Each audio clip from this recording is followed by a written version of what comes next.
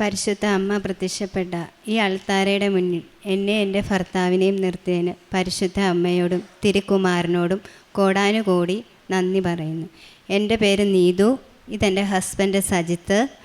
ഞാൻ 14/6/2025 ഉടമ്പടി എടുത്തത്. എൻ്റെ ഹസ്ബൻഡിൻ്റെ ജോലി ആവശ്യ സംബന്ധമായാണ് ഞാൻ ആദ്യം ഉടമ്പടി എടുത്തത്. ആൾ റൊമാനിയയിലായിരുന്നു, ഷെഫായിരുന്നു. അപ്പോൾ റൊമാനിയയിൽ ചെന്നപ്പോൾ ആൾക്ക് ലാംഗ്വേജ് പരമായി ഭയങ്കര ബുദ്ധിമുട്ടായിരുന്നു. അവിടെ റൊമാനിയൻ ലാംഗ്വേജാണ് ഉപയോഗിക്കുന്നത്. ആൾ ഇംഗ്ലീഷ് നന്നായിട്ട് സംസാരിക്കും. അപ്പോൾ ഡ്യൂട്ടി സമയത്ത് ഈ ലാംഗ്വേജിൻ്റെ പ്രശ്നം വളരെ ബുദ്ധിമുട്ടുണ്ടായിരുന്നു. അത് ജോലിയെ ഒരുപാട് ബുദ്ധിമുട്ടുണ്ടാക്കി. ദിവസവും വിളിക്കുമ്പോൾ എന്നും ഇങ്ങനെ പരാതി പറച്ചില്ല, എനിക്ക് വയ്യ, എനിക്ക് നിർത്തി, ഞാൻ പോരും, എനിക്കിവിടെ നിൽക്കാൻ പറ്റത്തില്ല. നമുക്ക് ആളുടെ കോള് വരുമ്പോഴത്തേനും നമുക്ക് ദൈവമേ ഇന്ന് എന്ത് പറയാനാണ് വിളിക്കുന്നേ എന്നുള്ളൊരിതായി. ലാസ്റ്റ് ഞാൻ പറഞ്ഞു നിൽക്കാൻ പറ്റുന്നില്ലെങ്കിൽ നിർത്തി പോരുക, അല്ലാണ്ട് നമുക്കിപ്പോൾ ഒന്നും ചെയ്യാൻ പറ്റത്തില്ല. ആ ഒരവസ്ഥയിൽ അവിടെ ചർച്ചിൽ പോയി ആൾ മെഴുകുതിരി കത്തിച്ച് പ്രാർത്ഥിക്കുമായിരുന്നു. ഞങ്ങൾക്ക് പ്രാർത്ഥനയൊന്നും അറിയത്തില്ലായിരുന്നു. ചർച്ചിൽ പോയി മെഴുകുതിരി കത്തിച്ച് പ്രാർത്ഥിക്കുന്ന സമയം, അതുപോലെ യൂട്യൂബിൽ പ്രാർത്ഥന കേൾക്കുന്ന സമയത്താണ് കൃപാസനത്തിലെ ഒരു സാക്ഷ്യം ആളുടെ ഫോണിൽ കാണുന്നത്. അത് കാണാൻ കാരണം എന്നാന്ന് വെച്ചാൽ ആളുടെ ഒരു സ്കൂൾ മേറ്റിൻ്റെ സാക്ഷിയായിരുന്നു. അയാളെ കണ്ടുകൊണ്ട് ആൾ ആ സാക്ഷ്യം കേട്ടതാണ്. കേട്ട് കഴിഞ്ഞപ്പോഴാണ് കൃപാസനത്തെക്കുറിച്ചും മാതാവിനെക്കുറിച്ചും ഒക്കെ അറിഞ്ഞത്. അപ്പോൾ ആൾ വേഗം യൂട്യൂബിൽ വീണ്ടും സെർച്ച് ചെയ്ത് മാതാവിനെ കുറിച്ച് കൂടുതൽ അറിയുകയും എന്നോട് അത് പറയുകയും ചെയ്തു. എന്നിട്ട് ആൾ ഓൺലൈൻ ഉടമ്പടി എടുത്ത് പ്രാർത്ഥിച്ചു. എനിക്കും പ്രാർത്ഥനയൊക്കെ അയച്ചു തന്ന് ഞങ്ങൾ രണ്ടുപേരും പ്രാർത്ഥിച്ചു. ആൾ ഓൺലൈൻ ഉടമ്പടിയിലും ഞാൻ അല്ലാണ്ടും ഇരുന്ന് പ്രാർത്ഥിച്ചു. പിന്നീട് ആ ജോലിയിലുണ്ടായ മാറ്റം എന്ന് വെച്ചാൽ പറയാൻ പറ്റത്തില്ല. ആളോട് ആ സമയത്ത് കൂടെ ഉണ്ടായിരുന്ന ജോലി ചെയ്യുന്ന അവർ റൊമാനിയൻസ് ആയതുകൊണ്ട് തന്നെ അവർ വളരെ റഫായിട്ടായിരുന്നു പെരുമാറിയിരുന്നത്. അതൊക്കെ അങ്ങ് മാറി. പിന്നീട് അവർ സ്നേഹത്തോടെ ആയി. വേറെ പ്രശ്നങ്ങളൊന്നും ഇല്ലാണ്ട് ജോലിയിൽ ഉണ്ടായിരുന്ന ആ ബുദ്ധിമുട്ടുകളെല്ലാം മാറി. പിന്നീട് പുള്ളി ജോലിയുടെ കാര്യങ്ങൾ വേറെ ഇൻ്റർവ്യൂകളൊക്കെ അറ്റൻഡ് ചെയ്ത് ഇരുന്നു. പിന്നെ സാലറി ഇൻക്രിമെൻ്റ് ഉണ്ടായി. ആ സമയത്താണ് ഞാൻ എൻ്റെ വീട് മോറ്റയാണ്. അവിടെ പോയിട്ട് വീട്ടിൽ 2 മാസം നിന്നിട്ട് വന്നു കഴിഞ്ഞപ്പോഴത്തേനും ഇങ്ങനെ സംസാരിക്കുന്ന ഇടയ്ക്ക് എൻ്റെ അടുത്ത് ഒരാൾ പറഞ്ഞു, തൻ്റെ തൊണ്ടയിലൊരു തടിപ്പ് പോലെ കാണുന്നുണ്ടല്ലോ, അത് ശ്രദ്ധിച്ചില്ലേന്ന് ചോദിച്ചു. അപ്പോഴാണ് ഞാനും അത് ശ്രദ്ധിക്കുന്നത്. പിന്നെ ഞങ്ങൾ ആലപ്പുഴ ജനറൽ ഹോസ്പിറ്റലിൽ ഡോക്ടറെ പോയി കണ്ട് കഴിഞ്ഞ് ഡോക്ടർ, അപ്പോൾ എനിക്ക് ഭയങ്കര പേടിയാണ്. എന്നെ എൻ്റെ നാത്തൂനും എൻ്റെ ഫ്രണ്ടും കൂടെ താങ്ങി പിടിച്ചാൽ കൊണ്ട്. അപ്പോൾ ഡോക്ടർ തന്നെ പേടിച്ചു പോയി, എന്ത് പറ്റി, എന്താ ഇങ്ങനെ വരുന്നത്? അപ്പോൾ അവർ പറഞ്ഞു ഇവർക്ക് പേടിയാണ് ഇങ്ങനെ. അപ്പോൾ ഡോക്ടർ പറഞ്ഞു ഞാൻ നോക്കട്ടെ എന്ന് പറഞ്ഞ് നോക്കിക്കഴിഞ്ഞപ്പോൾ പറഞ്ഞു ഒരു ചെറിയൊരു തടുപ്പുണ്ട്, നമുക്ക് ആദ്യം ഇത് സ്കാൻ ചെയ്യണം, സ്കാൻ ചെയ്തിട്ട് നമുക്ക് ക്യാൻസർ ടെസ്റ്റ് ചെയ്യാം, ആദ്യം പോയി സ്കാൻ ചെയ്യാൻ പറഞ്ഞു. അങ്ങനെ പോയി സ്കാൻ ചെയ്ത് ഡോക്ടറെ കാണിച്ചപ്പോൾ ഡോക്ടർ പറഞ്ഞു ഇച്ചിരി വലിയ മുഴയാണ്. അപ്പോഴത്തേനും ഞാൻ അത് കേട്ട വഴി ഞാൻ അവശതയായി, ആകെ ഇതായി. അപ്പോൾ ഡോക്ടർ അത് കഴിഞ്ഞിട്ട് പിന്നെ വന്നിട്ട് പറഞ്ഞു തൈറോയിഡിൻ്റെ ആവാനാണ് ചാൻസ് എന്ന് പറഞ്ഞു. അത് കഴിഞ്ഞിട്ട് പറഞ്ഞു ഉടനെ തന്നെ ക്യാൻസർ ടെസ്റ്റ് ചെയ്യുക. അപ്പോൾ എൻ്റെ കൂടെ ഉണ്ടായിരുന്ന നാത്തും പറഞ്ഞു ഞങ്ങൾ എന്നാൽ പുറത്ത് ചെയ്യട്ടെ, ഒരുപാട് താമസം വന്നാലോ, ഗവൺമെൻറ് ഹോസ്പിറ്റലല്ലേ, ഒരുപാട് താമസം പുറത്ത് ചെയ്യട്ടെ എന്ന് വെച്ചപ്പോൾ ഡോക്ടർ പറഞ്ഞു പുറത്തൊന്നും ചെയ്യണ്ട, കൂടി വന്നാൽ 3 ദിവസം അതിനുള്ളിൽ അവർ വിളിക്കുമെന്ന് പറഞ്ഞു. ഞങ്ങൾ അവിടെ പോയി അഡ്രസ്സും ഫോൺ നമ്പറൊക്കെ കൊടുത്ത് നോക്കി നിൽക്കുകയാണ്. വിളിക്കുന്നത് നോക്കി ദിവസങ്ങളായിട്ട് ഇങ്ങനെ നോക്കി നിൽക്കുകയാണ്. ഇവർ വിളിക്കുന്നൊന്നുമില്ല. അങ്ങനെ ഇരുന്ന് അപ്പോൾ ഞാൻ ഡോക്ടറെ കണ്ട് ഇറങ്ങിയപ്പോൾ ഡോക്ടർ ആദ്യം തൈറോയിഡിൻ്റെ ആണെന്ന് പറഞ്ഞ് ഒന്ന് പിടിച്ച് നോക്കിയിട്ട് പിന്നെ എഴുന്നേറ്റ് വന്ന് ഒന്നോടെ പിടിച്ചിട്ട് ഇറങ്ങാൻ നേരത്തെ എന്നോട് ഡോക്ടർ പറഞ്ഞു നീ ഇത് ഒന്നുകൊണ്ടും പേടിക്കണ്ട, അഥവാ എന്ത് അസുഖമാണെങ്കിലും അതിന് ചികിത്സയുണ്ട് കേട്ടോ, മരുന്നുണ്ട് കേട്ടോ എന്ന് പറഞ്ഞു. ആ ഇത് കേട്ടതും എനിക്ക് മനസ്സിലായി എനിക്കെന്തോ ക്യാൻസറാണ് എന്നുള്ളൊരു അങ്ങനെ ഒരു സൂചന എനിക്ക് ഡോക്ടർ തന്ന പോലെ തോന്നി. അപ്പം ഒരാഴ്ചയായിട്ട് ഹോസ്പിറ്റലിൽ നിന്ന് വിളിക്കാത്ത കാരണം ഞാനും എൻ്റെ ഒരു ഫ്രണ്ടും കൂടെ വന്ന് ഹോസ്പിറ്റലിൽ തിരക്കി കഴിഞ്ഞപ്പോൾ അവർ പറഞ്ഞു തിരക്കാണ്, അതുകൊണ്ടാണ് വിളിക്കാത്ത, എമർജൻസി ആയിട്ടുള്ളതൊക്കെ ആദ്യം ചെയ്യുകയാണ്, വിളിക്കും എന്ന് പറഞ്ഞു.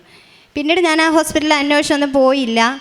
ഞാനിവിടെ വന്ന് ഹസ്ബൻഡ് പറഞ്ഞു ഞാൻ വരാൻ നോക്കി നിൽക്കണ്ട, നീതു ഇവിടെ വന്ന് ഉടമ്പടി എടുക്ക്, ഞാൻ ഓൺലൈൻ ഉടമ്പടിയിലാണ്, നീതു വന്ന് ഡയറക്റ്റ് ഉടമ്പടി എടുക്കാൻ വന്ന് ഞാനിവിടെ വന്ന് ഉടമ്പടി എടുത്ത് മാതാവിനോട് പ്രാർത്ഥിച്ചു. 3 ദിവസത്തിനുള്ളിൽ വിളിക്കുമെന്ന് പറഞ്ഞിട്ട് 3 മാസമായിട്ടും അവരെന്നെ വിളിച്ചില്ല. ഞാൻ ഉടമ്പടി തൈലവും ഉപ്പും എല്ലാം ഉപയോഗിച്ച് മാതാവിനോട് കരഞ്ഞ് പ്രാർത്ഥിച്ചു. എനിക്ക് 2 ചെറിയ പെൺകുട്ടികളാണ്. ഞാൻ എൻ്റെ മാതാവിനോട് പറഞ്ഞു, എൻ്റെ മാതാവേ, അവർ തീയും വെള്ളവും ഒന്ന് തിരിച്ചറിയുന്നോടം വരെയെങ്കിലും എനിക്ക് ജീവിക്കണം. അവർ മുഷിഞ്ഞ യൂണിഫോം ഇട്ട് സ്കൂളിൽ പോകുന്നതും അലക്ഷ്യമായി മുടിയിട്ട് സ്കൂളിൽ പോകുന്നതൊന്നും എനിക്ക് ചിന്തിക്കാൻ കൂടി വയ്യ. അവരവരുടെ കാര്യങ്ങൾ സ്വയം ചെയ്യുന്നത് വരെയെങ്കിലും എനിക്ക് ജീവിക്കണം മാതാവേ, എനിക്കൊന്നും വരുത്തല്ലേ. അത് തന്നെയല്ല, എനിക്ക് ആൻറ്റിബയോട്ടിക്, പെയിൻ കില്ലർ എല്ലാം അലർജിയാണ്. ഡെലിവറി സമയത്ത് വെറും പാരസെറ്റാമോൾ മാത്രം കഴിച്ചാണ്, എനിക്ക് പാരസെറ്റാമോൾ മാത്രം, ഒരു മരുന്ന് പോലും എനിക്ക് കഴിക്കാൻ വയ്യ. ഞാൻ മാതാവിനോട് പറഞ്ഞു, മാതാവേ, എന്നെ ഓപ്പറേഷൻ ചെയ്യല്ലേ, എനിക്ക് മരുന്ന് കൊണ്ട് തന്നെ മാറണേ. 3 മാസമായിട്ടും ഒരാളും ഇല്ലാണ്ട് എൻ്റെ കൂടെയുള്ളവരെല്ലാം വഴക്ക് പറഞ്ഞു. മനുഷ്യൻ്റെ ശരീരത്തിന് ആവശ്യമില്ലാത്ത വസ്തുക്കൾ എന്തിനാണ് വെച്ചുകൊണ്ടിരിക്കുന്നത്, എത്രയും പോയി ടെസ്റ്റ് ചെയ്യുക, ഇനി അവിടെ നിന്ന് വിളിക്കുന്നത് നോക്കണ്ട എന്ന് പറഞ്ഞ് ഞാനൊരു പ്രൈവറ്റ് ഹോസ്പിറ്റലിൽ വന്ന് ഡോക്ടറെ കണ്ട് ചെക്ക് ചെയ്യാൻ പറഞ്ഞു. ക്യാൻസർ ടെസ്റ്റിന് ചെക്ക് ചെയ്തു, റിസൾട്ട് വന്നു. ഞാൻ അതുകൊണ്ട് ഡോക്ടറിൻ്റെ അടുത്ത് വന്നപ്പോൾ ഡോക്ടർ പറഞ്ഞു, ഒരു കുഴപ്പവും ഇല്ല, ഓപ്പറേഷനും ചെയ്യണ്ട, ഒരു മരുന്ന് പോലും കഴിക്കണ്ട എന്ന് പറഞ്ഞു. 3 മാസത്തിനുള്ളിൽ മാതാവ് എന്നോട് ഞാൻ ആദ്യം പോയി കണ്ട ഡോക്ടർ നല്ല ഡോക്ടറാണ്, ഗവൺമെൻറ് സർവീസിലുള്ള ഡോക്ടറാണ്, എല്ലാവർക്കും നല്ല വിശ്വാസം. അപ്പോൾ ആ ഡോക്ടർ അത്രയും ഉറപ്പോടെ എന്നോട്, നീതു എന്തുണ്ടെങ്കിലും മരുന്നുണ്ട് കേട്ടോ എന്ന് അത്ര ഇതോടെ ഡോക്ടർ പറഞ്ഞപ്പോഴേ എല്ലാവർക്കും മനസ്സിലായി ഇത് ക്യാൻസർ ആയിരിക്കുമെന്ന് തന്നെ ഞങ്ങൾ വിശ്വസിച്ചിരുന്നത്. പക്ഷേ പരിശുദ്ധ അമ്മ അത് എനിക്ക് മാറ്റി തന്നു. പിന്നീട് സെക്കൻഡ് ഒപ്പീനിയന് വേണ്ടി വേറെ 2 മെയിൻ നല്ല ഹോസ്പിറ്റലിൽ ഞങ്ങൾ ചെന്ന് നോക്കി. അപ്പോഴും ആ ഡോക്ടർ പറഞ്ഞു, ഒരു കുഴപ്പമില്ല, മരുന്ന് പോലും കഴിക്കേണ്ട, അതങ്ങ് മാറിക്കോളും. തനിക്ക് എന്തെങ്കിലും ഭക്ഷണം ഇറക്കാൻ ബുദ്ധിമുട്ടോ സംസാരിക്കാൻ എന്തെങ്കിലും ബുദ്ധിമുട്ടോ ഉണ്ടെങ്കിൽ മാത്രം എന്തെങ്കിലും ടെസ്റ്റ് ചെയ്യുമോ നോക്കുമോ എല്ലാം ചെയ്താൽ മതി, അല്ലാണ്ട് ഒരു കുഴപ്പവും ഇല്ല എന്ന് പറഞ്ഞു. അപ്പോൾ ഈ സമയത്ത് ഹസ്ബൻഡ് എനിക്ക് വയ്യാണ്ട് വന്നപ്പോൾ ജോലി അവിടെ നിന്ന് നിർത്തി നാട്ടിലേക്ക് വന്ന് ഞങ്ങൾ 2 പേരും കൂടെയാണ് ഹോസ്പിറ്റലിലൊക്കെ പോയത്. പിന്നീട് ഞങ്ങൾക്ക് ഹസ്ബൻഡ് ഇവിടെ വന്ന് ഡയറക്റ്റ് ഉടമ്പടി എടുത്തു. ജോലിക്കാരുമായിരുന്നു പിന്നീട് ഞങ്ങൾക്ക് പ്രധാനമായിട്ടുള്ള വിഷയം. ഇൻ്റർവ്യൂ ഒക്കെ വന്ന് കൈ കിട്ടിയിട്ട് തിരിച്ച് മേടിച്ചുകൊണ്ട് പോകുന്ന അവസ്ഥയാണ്. ഷോർട്ട് ലിസ്റ്റ് ഇട്ടേക്കുവാണ് എന്നൊക്കെ പറയും. തിരിച്ച് റിപ്ലൈ ഒന്നും കാണാത്ത കാരണം അങ്ങോട്ട് മെയിൽ അയക്കുമ്പോൾ അവർ പറയും സോറി. അങ്ങനെ ഒരു 10-15ഓളം ഇൻ്റർവ്യൂ ഒക്കെ അറ്റൻഡ് ചെയ്തു. അങ്ങനെ ഇരുന്ന സമയത്ത് ഞങ്ങൾ വളരെ ബുദ്ധിമുട്ടിലാണ്. അറിയാം, കുഞ്ഞുങ്ങൾക്ക് പഠിക്കാൻ പോകണം, അവരുടെ ഫീസ്, ഓട്ടോ ഫീസ്, വീട്ടിലെ കാര്യങ്ങൾ എല്ലാം നടക്കണം. അപ്പോൾ മാതാവിനോട് ഞങ്ങൾ പ്രാർത്ഥിച്ചു, മാതാവേ, ഞങ്ങളെ എത്രയും പെട്ടെന്ന് ജോലിക്കാരിയൊക്കെ ഒന്ന് ശരിയാവണേ, വളരെ ബുദ്ധിമുട്ടിലാണ്, ഞങ്ങൾക്ക് കാരുണ്യപ്രവൃത്തി പോലും ശരിക്കും ചെയ്യാൻ പറ്റാത്ത രീതിയിലുള്ള അവസ്ഥയാണ് എന്ന് പ്രാർത്ഥിച്ച് പിന്നീട് മാലിദ്വീപിൽ നിന്ന് ഒരു ഇൻ്റർവ്യൂ വന്നു. ഇൻ്റർവ്യൂ അറ്റൻഡ് ചെയ്ത് കഴിഞ്ഞാൽ അവർ സെലക്ട് ചെയ്തിട്ട് വർക്ക് പെർമിറ്റ് അയച്ചു തന്ന് അത് സൈൻ ചെയ്ത് അയച്ചു. പിന്നീട് അവിടുത്തെ ഗവൺമെൻറ്റിൻ്റെ ഒരു പേപ്പർ കൂടി കിട്ടണം, അത് കിട്ടുന്നില്ല. അതിന് വേണ്ടി വെയിറ്റ് ചെയ്തിരുന്ന് വരുന്നില്ല. അപ്പോൾ അങ്ങോട്ട് മെയിൽ അയച്ച് ചോദിച്ചു, പറഞ്ഞു ഇവിടെ നൊയമ്പൊക്കെ ആയതുകൊണ്ട് ഇച്ചിരി താമസം വരും എന്ന് പറഞ്ഞപ്പോൾ നമ്മുടെ കാര്യങ്ങൾ ബുദ്ധിമുട്ടിലായി വരികയാണ്, ജോലിയില്ല, ആ അവസ്ഥയിൽ വരികയാണ്. അപ്പോൾ ഞങ്ങൾ അച്ഛൻ്റെ ഡെയിലി ബ്രെഡ് കേൾക്കുമായിരുന്നു. അതിൽ അച്ഛൻ പറഞ്ഞു 7 എന്ന നമ്പർ ഗോൾഡൻ ലെറ്ററിൽ കാണിക്കുന്നു എന്ന് പറഞ്ഞു. അത് ഞങ്ങൾ കേട്ടു. ഹസ്ബൻഡ് അത് ഉള്ളി കേട്ട് ശരിക്കും പ്രാർത്ഥിച്ച്, ഞാൻ ജസ്റ്റ് കേട്ടു, അങ്ങനെ എഴുതിയോളൂ. അത് കഴിഞ്ഞിട്ട് ഞങ്ങളിങ്ങനെ ജോലി ചെയ്തുകൊണ്ടിരുന്നപ്പോൾ എൻ്റെ അടുത്ത് പറഞ്ഞു, അച്ഛൻ ഇങ്ങനെ പറഞ്ഞായിരുന്നു, 7 എന്നൊരു നമ്പറിൻ്റെ കാര്യം അച്ഛൻ പറഞ്ഞായിരുന്നെന്ന് പറഞ്ഞു.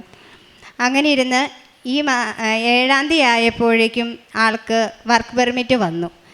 അപ്പോൾ എന്നോട് പറഞ്ഞു, ഞാൻ പറഞ്ഞില്ലേ, അച്ഛൻ പറഞ്ഞു 7-ാം തീയതി എന്നൊരു ഇത് പറഞ്ഞില്ലേ, എനിക്ക് അന്ന് തന്നെ വന്നു. അന്ന് തന്നെ ഞങ്ങൾക്ക് വർക്ക് പെർമിറ്റ് വന്ന ആളത് സൈൻ ചെയ്തു. ഈ ഞായറാഴ്ച ആൾ മാലിദ്വീപിലേക്ക് പോവുകയാണ്. പിന്നീട് എനിക്ക് അലർജി ഉണ്ടായിരുന്നു. ഞാൻ ടാബ്ലറ്റ് എല്ലാം അലർജിയാണ്, ആൻറ്റിബയോട്ടിക്, പെയിൻ കില്ലർ എല്ലാം അലർജിയാണ്, ഡസ്റ്റ് അലർജിയാണ്, ഷെൽഫ് ഫുഡ് എല്ലാം അലർജിയാണ്. ഒന്നും എനിക്ക് കഴിക്കാനോ ഒന്നും ചെയ്യാനും പറ്റത്തില്ല. ഞാനൊരു ടീച്ചറാണ്, എനിക്ക് ചോക്കിൻ്റെ പൊടി അലർജിയാണ്, മാസ്ക് വെച്ചാണ് ഞാൻ ബോർഡിൽ എഴുതുന്നത്. അപ്പോൾ അതൊക്കെ എനിക്ക് അലർജിയാണ്, എനിക്ക് ഭയങ്കര ബുദ്ധിമുട്ടാണ്. ഒരു 5 വർഷമായിട്ട് ഞാൻ രാത്രി മോണ്ടക് എന്ന അലർജിയുടെ ഗുളിക കഴിച്ചിട്ടാണ് കിടന്നുറങ്ങുന്നത്. ഒരു ദിവസം ചിലപ്പോൾ അത് മേടിക്കാൻ മറന്നുപോയി എനിക്ക് കഴിക്കാൻ പറ്റാണ്ട് വന്ന ഒരു രാത്രി 2 മണിയാകുമ്പോഴത്തേനും ഞാൻ എഴുന്നേക്കും. എൻ്റെ നെഞ്ചിലിരുന്ന് പ്രാവ് കുറുകും പോലെ കുറുകും. ശ്വാസം എടുക്കാൻ ഞാൻ ഒരുപാട് ബുദ്ധിമുട്ടും. എൻ്റെ കണ്ണും മൂക്കും ഒക്കെ ചൊറിഞ്ഞ് വല്ലാണ്ട് വീർക്കും. നേരം വെളുത്ത് മെഡിക്കൽ സ്റ്റോർ തുറക്കുന്നതോടെ വരെ ഞാൻ എഴുന്നേറ്റ് ഇരുന്ന് നേരം വെളുപ്പിച്ചിട്ടുണ്ട്. ഈ ഉടമ്പടി എടുത്തതിന് ശേഷം ദിവസവും ഞാൻ തൈലം തൊട്ട് പ്രാർത്ഥിക്കുകയും ഉപ്പ് ഉപയോഗിക്കുകയും ഒക്കെ ചെയ്തു. ഇപ്പം 6 മാസമായിട്ട് ഞാൻ ആ ഗുളിക ഉപയോഗിക്കുന്നില്ല. എനിക്ക് ഒരു കുഴപ്പവും ഇല്ല. ഞാൻ സുഖമായിട്ട് ഉറങ്ങുന്നു. എനിക്ക് ഷെൽ ഫുഡ് അലർജി എന്ന് വെച്ചാൽ ചെമ്മീനൊക്കെ വേവിക്കുമ്പോൾ അടുത്ത് നിന്നാൽ മതി, ആ സ്മെല്ല്, അതിൽ നിന്ന് വരുന്ന ആ സ്മെല്ല് അടിക്കുമ്പോൾ ഉടനെ എന്നെ ശ്വാസം മുട്ടും. ശ്വാസം മുട്ടിയിട്ട് എനിക്കൊന്നും പെട്ടെന്ന് തന്നെ ഹോസ്പിറ്റലിൽ പോകുക അല്ലെങ്കിൽ മരുന്ന് എടുക്കേണ്ടയോ അവസ്ഥയാണ്. ഒരാഹാരം വേവിക്കുമ്പോൾ പോലും എനിക്ക് അടുത്ത് നിൽക്കാൻ പറ്റാത്തതായിരുന്നു. ഞാൻ അങ്ങനെ കുക്ക് ചെയ്യുമ്പോൾ മാസ്ക് വെച്ചിട്ട് അതിൻ്റെ മുകളിൽ ഒരു ടവൽ വെച്ച് കെട്ടിയായിരുന്നു ചെമ്മീനൊക്കെ കുക്ക് ചെയ്തുകൊണ്ടിരുന്നത്. ഇപ്പോൾ എനിക്ക് ഒരു കുഴപ്പമില്ല, മാസ്കും വെക്കേണ്ട ഒന്നുമില്ല. ഞാൻ ധൈര്യമായിട്ട് അടുക്കളയിൽ നിന്ന് കുക്ക് ചെയ്യുന്നു. പിന്നെ എൻ്റെ കല്യാണത്തിന് മുന്നേ ഞാൻ വർക്ക് ചെയ്തതാണ്. പിന്നെ കല്യാണത്തിന് ശേഷം കുഞ്ഞുങ്ങളായതിനു ശേഷം എനിക്ക് വർക്ക് ചെയ്യാൻ പോകാൻ പറ്റിയില്ല. അവർ 2 പേരെ സ്കൂളിലായപ്പോൾ ഞാൻ പിന്നെ പയ്യെ ജോലിയിലേക്ക് നോക്കാം എന്ന ഇതായി. പക്ഷേ 8 വർഷത്തെ ഒരു കരിയർ ഗ്യാപ്പ് വന്നായിരുന്നു എനിക്ക് ജോലിയൊക്കെ കിട്ടാൻ. B.Ed എന്ന് പറയുമ്പോൾ തന്നെ പെട്ടെന്ന് തന്നെ കുഞ്ഞുങ്ങൾ പഠിച്ചിറങ്ങുന്ന ഒരു ഇതായതുകൊണ്ട് ടീച്ചിങ് ജോലി കിട്ടാൻ ഇച്ചിരി ബുദ്ധിമുട്ടായിരുന്നു. ആ സമയത്ത് ഞാൻ മാതാവിനോട് പ്രാർത്ഥിച്ചു, അമ്മ എനിക്കൊരു ജോലി കിട്ടണം. ഹസ്ബൻഡും പ്രാർത്ഥിച്ചു, നീതുവിനൊരു ജോലി കിട്ടണം എന്ന് പ്രാർത്ഥിച്ചു. അപ്പം ഞാൻ ഞങ്ങളുടെ അടുത്തുള്ള സ്കൂളുകളിൽ അവിടെയൊക്കെ ബയോഡേറ്റ കൊടുത്തിരുന്നു. അങ്ങും വിളിക്കുന്നില്ല. ഒരു ദിവസം എനിക്കൊരു കോള് വന്നു, നീതു അല്ലേ, ഞങ്ങൾ ഇങ്ങനെ തകഴിയിൽ നിന്ന് വിളിക്കുവാണ്. അപ്പം ഞാനിങ്ങനെ തകഴി സ്കൂളിലൊന്നും ഞാൻ കൊടുത്തിട്ടില്ല ബയോഡേറ്റ. അപ്പം ഞാൻ പറഞ്ഞു, ഞാൻ ഇവിടെ ബയോഡേറ്റ ഒന്ന് ഞാനിങ്ങനെ ഇങ്ങനെ ഒരാളുണ്ടെന്ന് അറിഞ്ഞ് നമ്പർ കിട്ടി, നമ്പർ ഒരാളോട് മേടിച്ച് വിളിക്കുവാണേ, ഞങ്ങൾക്ക് സ്കൂളിൽ ഒരു ടീച്ചറിന് ആവശ്യമുണ്ട്, നീതു വന്ന് ഇൻ്റർവ്യൂ അറ്റൻഡ് ചെയ്യണമെന്ന് പറഞ്ഞ് ഞാൻ 2 ദിവസം കഴിഞ്ഞ് പോയി ഇൻ്റർവ്യൂ അറ്റൻഡ് ചെയ്തു. എനിക്കൊരു ജോലി അവിടെ കിട്ടി. ഞാനിപ്പോൾ അവിടെ വർക്ക് ചെയ്തുകൊണ്ടിരിക്കുകയാണ്. ബയോഡേറ്റ പോലും കൊടുക്കാണ്ട് എനിക്ക് ഇങ്ങോട്ട് വിളിച്ച് പരിശുദ്ധ അമ്മ എനിക്കൊരു ജോലി തന്നു. പിന്നെ ഞങ്ങൾ പ്രേക്ഷിത പ്രവർത്തനമായിട്ട് ചെയ്തിരുന്നത്, ഞങ്ങൾ എല്ലാ മാസവും ഇവിടെ വന്ന് പത്രം മേടിക്കുമായിരുന്നു.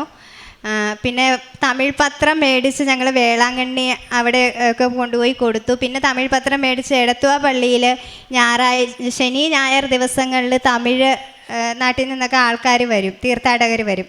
അപ്പോൾ ഞങ്ങൾ അവിടെ പോയി അവർക്ക് പത്രം കൊടുത്ത് അവരുടെ ഫുള്ള് യൂട്യൂബൊക്കെ എടുത്ത് കാണിച്ച് അച്ഛൻ്റെ പ്രാർത്ഥനകളൊക്കെ കാണിച്ച് തമിഴ് ഉടമ്പടിയുടെ കാര്യങ്ങളൊക്കെ പറഞ്ഞു കൊടുത്ത് അവർ അങ്ങനെ ചെയ്യാറുണ്ട്. പിന്നെ മലയാളം പത്രം മേടിച്ച് ഞങ്ങൾ വീടുകളിലാണ് കൂടുതൽ കൊടുത്തത്.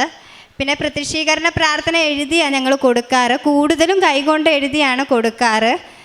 പിന്നെ ഇടയ്ക്കൊക്കെ ഫോട്ടോസ്റ്റാറ്റ് എടുത്ത് കൊടുത്തിട്ടുണ്ട് ചില സമയങ്ങളിലൊക്കെ. എങ്കിലും കൂടുതലും ഞങ്ങൾ കൈകൊണ്ട് തന്നെ പ്രത്യക്ഷീകരണ പ്രാർത്ഥന എഴുതി പത്രത്തിൻ്റെ ഒപ്പം ക്ലിപ്പ് ചെയ്ത് കൊടുത്ത് ഞങ്ങൾക്ക് കിട്ടിയ അനുഗ്രഹം പറഞ്ഞ് മാത്രമേ ഞങ്ങൾ പത്രം കൊടുക്കാറുള്ളൂ.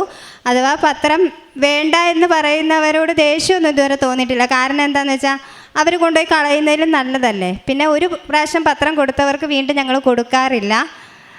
തൊഴിലുറപ്പ് സ്ഥലങ്ങളിൽ കൊണ്ടുപോയി കൊടുത്തിട്ടുണ്ട്, ഓട്ടോ സ്റ്റാൻഡിൽ കൊടുത്തിട്ടുണ്ട്, ബസ് സ്റ്റാൻഡിൽ കൊടുത്തിട്ടുണ്ട്. പിന്നെ തീർത്ഥാടക പള്ളികളിൽ കൊടുത്തിട്ടുണ്ട്. നമ്മുടെ ഇടവക പള്ളികളിലല്ല, തീർത്ഥാടക, അവിടെ പലയിടത്തുനിന്ന് ആളുകൾ വരുന്നതല്ലേ. അങ്ങനെ ഒരു ദിവസം തൊടുപുഴ മുതലക്കുടം പള്ളിയിൽ, എൻ്റെ വീട് മോറ്റയാണ്, ഞങ്ങൾ വീട്ടിൽ പോയപ്പോൾ ഇവിടുന്ന് 4 കെട്ട് പത്രം മേടിച്ചുകൊണ്ട് ഞങ്ങൾ മുതലക്കുടം പള്ളിയിൽ പോയി. അവിടെ 4 കെട്ട് പത്രവും ഞങ്ങൾ വിതരണം ചെയ്തു. അതിൽ ഒരാൾ മാത്രമേ മാതാവിനെ അറിയത്തില്ല. ആദ്യമായിട്ട് മാതാവിനെക്കുറിച്ച് കേൾക്കുന്നുള്ളൂ. ബാക്കി എല്ലാവരും മാതാവിനെ അറിയുന്നവരാണ്, കൃപാസനത്തെ അറിയുന്നവരാണ്, യൂട്യൂബിൽ അച്ഛൻ്റെ പ്രാർത്ഥന കാണുന്നവരാണ്, ഇവിടെ വന്ന് ഉടമ്പടി എടുത്തവരാണ്. അപ്പോൾ ഞാൻ ഹസ്ബൻഡിനോട് പറഞ്ഞു, അറിയാത്തവരെ അറിയിക്കാൻ നമുക്ക് പറ്റുമെന്ന് തോന്നുന്നില്ല. ഒരു ദിവസം ധ്യാനത്തിൽ അച്ഛൻ പറഞ്ഞു, ഒരു 10 വർഷം കഴിയുമ്പോഴത്തേനും ഉടമ്പടി എടുക്കാത്ത ഒരു വീട് പോലും കാണത്തില്ല എന്ന്. ഞാൻ ഹസ്ബൻഡിനോട് പറഞ്ഞു, 10 വർഷമൊന്നും വേണ്ട, ഒരു 3-4 വർഷം കഴിയുമ്പോഴത്തേനും ഉടമ്പടി എടുക്കാത്ത ഒരു വീട് പോലും കാണത്തില്ല. അപ്പം നമുക്കൊരു കാര്യം ചെയ്യാം, അറിയാത്തവരെ നമ്മൾ ഇനി എങ്ങനെ കണ്ടുപിടിക്കും, നമുക്ക് അറിഞ്ഞവരെ ആഴപ്പെടുത്താമെന്ന് പറഞ്ഞു. അപ്പം മാതാവിനെ അറിയുന്നവരോട് കൂടുതലും നമ്മുടെ കാര്യങ്ങൾ പറഞ്ഞു കൊടുത്ത് മാതാവിൻ്റെ ഞങ്ങൾക്ക് കിട്ടിയ അനുഗ്രഹങ്ങൾ പറഞ്ഞ് ഞങ്ങൾ പത്രം കൊടുക്കാവുള്ളൂ. ചിലർ പത്രം മാതാവിൻ്റെ പത്രമാണ്, ഇതിന് മേടിക്കാണ്ട് പോയാൽ എന്തെങ്കിലും ദോഷം കിട്ടിയാലോ എന്ന് ഓർത്ത് മേടിച്ചുകൊണ്ട് പോകുന്നവരുണ്ട്, നമ്മൾ പറയുന്നത് കേൾക്കാത്ത. അവരോട് ഞാൻ പറയും, ഞാൻ ഈ പത്രം തരുന്നതിന് മുന്നേ എനിക്ക് കിട്ടിയ അനുഗ്രഹം പറഞ്ഞ് നിങ്ങൾക്ക് ആവശ്യമുണ്ടെങ്കിൽ മാത്രമേ ഞാൻ പത്രം തരൂ എന്ന് പറഞ്ഞ് പത്രം കൊടുക്കാറ്.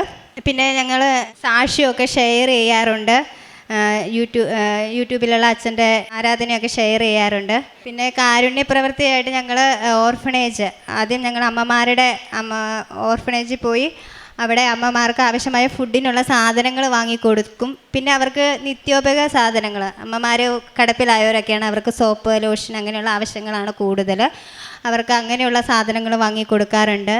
പിന്നെ അമ്പലപ്പുഴ അച്ഛന്മാർ, പ്രായമായ അച്ഛന്മാരെ നോക്കുന്നവരുണ്ട്, അവിടെയും പോയി ഫുഡിനുള്ള സാധനങ്ങളും അവർക്ക് നിത്യോപയോഗ സാധനങ്ങളും വാങ്ങിക്കൊടുക്കാറുണ്ട്. പിന്നെ മരുന്ന് വാങ്ങാൻ ബുദ്ധിമുട്ടുന്നവർക്ക് ഞങ്ങൾ കഴിയുന്ന, ഒരുപാടൊന്നും ചെയ്യാനില്ല, ഞങ്ങളാൽ കഴിയുന്ന രീതിയിൽ ഞങ്ങൾ സഹായം ചെയ്യാറുണ്ട്. പിന്നെ ഈ 6 മാസം ജോലി ഇല്ലാണ്ടിരുന്ന ഒരവസ്ഥയിൽ ഞങ്ങൾക്ക് സത്യം പറഞ്ഞാൽ, എന്നോടൊരു ദിവസം ഹസ്ബൻഡ് എന്നെ ജോലിക്ക് കൊണ്ടുപോയിടുന്ന സമയത്ത് എന്നോട് പറഞ്ഞു, എൻ്റെ കയ്യിൽ പത്രം വാങ്ങി കൊടുക്കാൻ പോലും പൈസ ഇല്ലല്ലോ നീതു, ഇങ്ങനെ പറഞ്ഞു. അപ്പോൾ എനിക്കത് കേട്ടപ്പോൾ ഭയങ്കര വിഷമമായി. ഞങ്ങളൊരു മാതാവേ, നിൻ്റെ പത്രം വാങ്ങാൻ പോലും ഞങ്ങളുടെ കയ്യിൽ പൈസ ഇല്ലല്ലോ അങ്ങനെ പറഞ്ഞ് ഞങ്ങൾ മിക്ക ദിവസം എടുത്ത പള്ളിയിൽ പോയി പ്രാർത്ഥിക്കും. അവിടെ പോയിരുന്നൊരു കൊന്ത ചൊല്ലിയിട്ട് വരും. 3 പ്രാവശ്യം ഞങ്ങൾക്ക് എടത്തുവ പള്ളിയിലിരുന്ന് കൃപാസനം പത്രം ഓരോ കെട്ട് വെച്ച് 3 പ്രാവശ്യം, പൈസ ഇല്ലാത്ത സമയത്ത് 3 പ്രാവശ്യം ഞങ്ങൾക്ക് 3 കെട്ട് പത്രം കിട്ടി. ആ പത്രം ഞങ്ങൾ അപ്പോൾ തന്നെ വീടുകളിലും ഓട്ടോ സ്റ്റാൻഡിലും ബസ് സ്റ്റാൻഡിലും കൊടുത്തിട്ടേ ഞങ്ങൾ വീട്ടിലേക്ക് പോയുള്ളൂ. പിന്നെ വണ്ടാനം ഗവൺമെൻറ് ഹോസ്പിറ്റലിൽ ഞങ്ങൾ പോയി, അവിടെ വാർഡിൻ്റെ ഏറ്റവും ലാസ്റ്റ് കിടക്കുന്ന ആളുകളെന്ന് വെച്ചാൽ അവരെ ആരെയും നോക്കാനില്ലാത്തവരാ, ഒറ്റയ്ക്ക് വന്ന് കിടക്കുന്നവരാ. വാർഡിൽ കയറുന്ന ഉള്ളിടത്തൊക്കെ ആളുകളൊക്കെ ഉള്ളവർ, അങ്ങേ അറ്റത്ത് പോയി കഴിഞ്ഞാൽ അവിടെ ആരും നോക്കാനില്ലാത്ത ഒറ്റയ്ക്ക് വന്ന് കിടക്കുന്നവരാ. അവരെ പോയി കണ്ട് അവരോട് മാതാവിനെക്കുറിച്ച് പറയുകയും പത്രം കൊടുക്കുകയും അവർക്ക് ഒരു നേരത്തെ ആഹാരത്തിനുള്ള പൈസ കൊടുക്കുകയും ഞങ്ങൾ ചെയ്തു. പിന്നെ ആർക്ക് വയ്യ എന്ന് പറഞ്ഞാലും അവർ നമ്മളോട് പറഞ്ഞില്ലെങ്കിലും അവർക്ക് വേണ്ടി പ്രാർത്ഥിക്കാറുണ്ട്. പിന്നെ ആത്മീയപരമായ ഞങ്ങളുടെ വളർച്ച എന്ന് വെച്ചാൽ, ഞങ്ങൾ നോൺ ക്രിസ്ത്യൻസാണ്, ഞങ്ങൾക്ക് പ്രാർത്ഥനയൊന്നും ചൊല്ലാനോ ഒന്നും അറിയത്തില്ലായിരുന്നു. പിന്നെ ഞാൻ യൂട്യൂബ് നോക്കി ഞാൻ കൊന്ത ചൊല്ലാൻ പഠിച്ചു. യൂട്യൂബ് വെച്ച് ഒപ്പം തന്നെ കൊന്ത ചൊല്ലി അങ്ങനെ ഞാൻ പഠിച്ചു. പിന്നെ ഹസ്ബൻഡ് നാട്ടിൽ വന്നപ്പോൾ ഹസ്ബൻഡിനെ ഞാൻ പഠിപ്പിച്ചു. ഇപ്പോൾ എല്ലാ ദിവ്യ രഹസ്യങ്ങളും ഞങ്ങൾക്ക് കാണാപ്പാടാണ്. ഇപ്പോൾ ഞങ്ങൾക്ക് ബുക്കിൻ്റെ ഒന്നും സഹായം വേണ്ട, യൂട്യൂബിൻ്റെ സഹായം വേണ്ട, ഞങ്ങൾ തന്നെ കൊന്ത ചൊല്ലും. പിന്നെ 3 മണിക്ക് എഴുന്നേറ്റ് ഒരു കൊന്ത ഫുള്ള് ഞങ്ങൾ ചൊല്ലാറുണ്ട്. പിന്നെ ഡെയിലി ബ്രെഡ് ഒരിക്കലും മുടങ്ങിയിട്ടില്ല, അച്ഛൻ്റെ ആരാധന ഞങ്ങൾ ഒരിക്കലും മുടക്കിയിട്ടില്ല, അത് ഷെയർ ചെയ്യാനും മറക്കില്ല. പിന്നെ ഞങ്ങൾക്ക് പറ്റുന്ന ദിവസങ്ങളിലൊക്കെ ഞങ്ങൾ അഖണ്ഡ ജപമാല ചൊല്ലാറുണ്ട്. ഞങ്ങൾക്ക് ഇഷ്ടമാണ്, ഞങ്ങളുടെ ജോലികളൊക്കെ വേഗം ഒതുക്കിയിരുത്തി ഞങ്ങൾ അഖണ്ഡ ജപമാല ചൊല്ലാറുണ്ട്. പിന്നെ ആത്മീയപരമായ ഞങ്ങളുടെ വളർച്ച എന്ന് പറഞ്ഞാൽ, മറ്റുള്ളവർക്ക് വേണ്ടി പ്രാർത്ഥിക്കാൻ പഠിച്ചു. പിന്നെ ദൈവത്തെ ഉടമ്പടി എടുത്തതിലൂടെ ദൈവത്തെ ഇത്ര അടുത്ത് നമുക്ക് അറിയാൻ പറ്റുമെന്ന് മനസ്സിലാക്കി. നമ്മുടെ വിചാരം നമ്മൾ പ്രാർത്ഥിക്കുന്നു, ദൈവത്തിന് ഇഷ്ടമുണ്ടെങ്കിൽ തരുന്നു എന്നുള്ളൊരു രീതിയിലായിരുന്നു ഇത്രയും നാളും നമ്മൾ. പക്ഷെ ദൈവത്തെ ഇത്ര അടുത്തറിയാനും പറ്റുമെന്ന് ഈ ഉടമ്പടിയിലൂടെയാണ് മനസ്സിലായത്. പിന്നെ മറ്റുള്ളവർക്ക് വേണ്ടി പ്രാർത്ഥിക്കാൻ സാധിക്കുന്നുണ്ട്, മറ്റുള്ളവരുടെ ദുഃഖങ്ങളിൽ പങ്കുചേരാൻ പറ്റുന്നുണ്ട്. എല്ലാത്തിനും മാതാവിനും ഈശോയ്ക്കും നന്ദി അർപ്പിക്കുന്നു. അമ്മ മാതാവിനും തിരുക്കുമാരനും 1000 നന്ദി. എനിക്ക് കിട്ടിയ അനുഗ്രഹങ്ങൾ, എൻ്റെ കുടുംബത്തിന് കിട്ടിയ അനുഗ്രഹങ്ങൾക്കും 1000 നന്ദി പറഞ്ഞുകൊണ്ട് ഞാൻ സമർപ്പിക്കും. സങ്കീർത്തനങ്ങൾ 80, 18, 19 തിരുവചനങ്ങൾ. ഞങ്ങൾ അങ്ങിൽ നിന്ന് ഒരിക്കലും പിന്തിരിയുകയില്ല, ഞങ്ങൾക്ക് ജീവൻ നൽകണമേ, ഞങ്ങൾ അങ്ങയുടെ നാമം വിളിച്ചപേക്ഷിക്കും. സൈന്യങ്ങളുടെ ദൈവമായ കർത്താവേ, ഞങ്ങളെ പുനരുദ്ധരിക്കണമേ, അങ്ങയുടെ മുഖം പ്രകാശിക്കുകയും ഞങ്ങൾ രക്ഷപ്പെടുകയും ചെയ്യട്ടെ. നീതു സജിത്ത് എന്ന ഈ മകളും ജീവിത പങ്കാളിയും പരിശുദ്ധ കൃപാസന മാതാവിൻ്റെ ഉടമ്പടി എടുത്ത് ജീവിതം എങ്ങനെ കുറേ കൂടി അനുഗ്രഹമുള്ളതായി തീർന്നുവെന്ന് നമ്മളോട് സാക്ഷ്യപ്പെടുത്തുകയാണ്. ആ മക്കൾക്ക് ലഭിച്ച ഭൗതികമായ നന്മകളെക്കാളുപരി അവർക്ക് ലഭിച്ച വിശ്വാസം എന്ന വലിയ ദാനത്തെയും അത് ജീവിക്കുവാൻ അവർക്ക് ലഭിച്ച വലിയ സന്തോഷത്തെയും ഈശോയുടെ പ്രേക്ഷിത പ്രവൃത്തികളിൽ എത്ര താല്പര്യത്തോടും നിഷ്കളങ്കതയോടും കൂടി നിരന്തരം വ്യാപരിക്കുവാൻ ഈ മക്കൾ ശ്രദ്ധിക്കുന്നുവെന്നും അവരുടെ വാക്കുകളിലൂടെ നമ്മളോട് പങ്കുവയ്ക്കുകയായിരുന്നു. കർത്താവിൻ്റെ വചനം തീ പോലെ പടരുന്നത്, അഭിഷേകമുള്ള മക്കൾ ലോകത്തിൻ്റെ എല്ലാ ഇടങ്ങളിലേക്കും കൃപയുള്ള വചനത്തെ കൈമാറുന്നത് ഈ മക്കളിലൂടെ നമ്മൾ കേൾക്കുകയായിരുന്നു. ഒന്നുമില്ലായ്മയിൽ ജീവിക്കുമ്പോഴും ഈശോ തന്നെ അവരുടെ കരങ്ങളിലേക്ക് പ്രേക്ഷിത പ്രവർത്തനത്തിൻ്റെ വഴികൾ തുറന്നു കൊടുക്കുകയും ദേവാലയത്തിൽ ശ്രദ്ധയില്ലാതെ വെച്ചിട്ട് പോകുന്ന കൃപാസന പത്രം കരങ്ങളിലെടുത്ത് പ്രാർത്ഥിച്ച് അത് ദൈവസ്നേഹത്തോടു കൂടി സഹോദരങ്ങൾക്ക് എങ്ങനെ പങ്കുവയ്ക്കാമെന്നും ഈ മക്കൾ വാക്കുകളിലൂടെ പങ്കുവയ്ക്കപ്പെടുന്നുണ്ട്.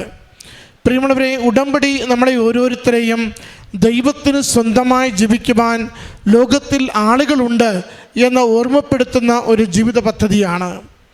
ദൈവത്തെ സ്നേഹിച്ചും ദൈവത്തെ അറിഞ്ഞുകൊണ്ടും ലോകത്തിൻ്റെ ഏതൊരു ജീവിത സാഹചര്യത്തിലും കൂടുതൽ വിശുദ്ധിയോടെ, കൂടുതൽ വിശ്വസ്തയോടെ, കൂടുതൽ വിശ്വാസത്തോടെ ജീവിതം നയിക്കുവാൻ കെൽപ്പുള്ള ഒരു തലമുറ ഇവിടെ ജീവിക്കുന്നുവെന്ന് ലോകത്തിന് അടയാളപ്പെടുത്തുകയാണ്.